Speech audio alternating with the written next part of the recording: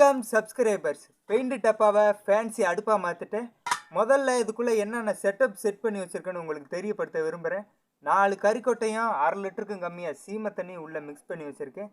இதை நீங்கள் எதிர்பார்த்துருக்கே மாட்டீங்க. இதை கண்டுபிடிச்சது நான், பார்க்குறது நீங்களாக இருந்தாலும் இது எப்படி ஒர்க் ஆகுதுன்னு 2 பேருமே பார்த்துடலாம். பயப்புள்ள ஒர்க் ஆகலாம் இன்றைக்கி இருக்குது. ஏன்னா ரொம்ப நேரம் எடுத்து ரொம்ப நேரமாக இதுக்கு மெனக்கெட்டிருக்கேன். தீப்பெட்டியை கொளுத்தி போட்டாச்சு.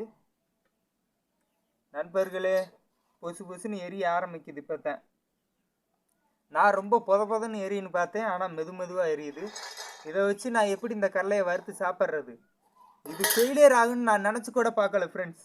இவ்வளோ நேரம் ஆச்சுன்னா எப்படியும் இன்னைக்கு விடிய இருந்தாலும் இந்த 4 கடலையை வறுக்க முடியாது. ஸோ இது ஒரு ஃபெயிலியர் எக்யூப்மெண்ட்டு நான் சொல்ல மாட்டேன். இதை டெவலப் பண்ணிவிட்டு நாளைக்கு இதை வச்சு என்ன டாஸ்க் பண்ணலான்னு கமெண்டில் சொல்லுங்கள் ஃப்ரெண்ட்ஸ்.